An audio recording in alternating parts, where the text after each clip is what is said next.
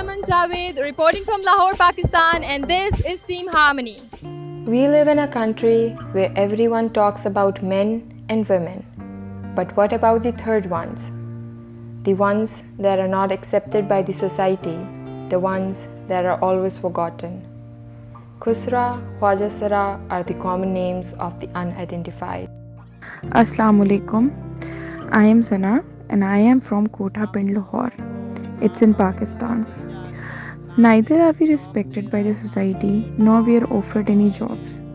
We are not even respected by the people and they don't even invite us to the functions anymore. We are asked to pay huge house rents just because we are transgenders.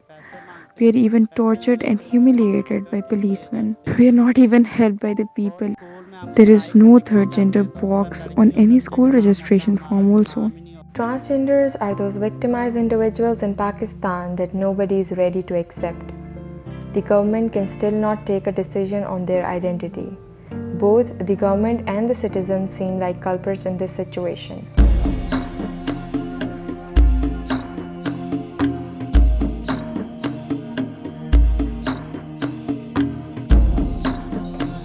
We have many success stories to tell.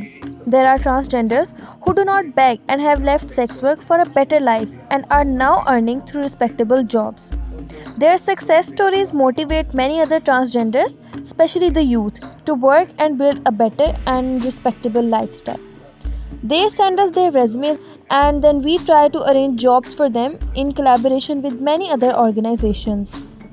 Social acceptance is very important for us because at the end of the day, it's other genders and other people of the society that we interact with. So our basic focus is to work for social acceptance. Government should also direct to sensitize their departments as this is the only way that the laws can be implemented.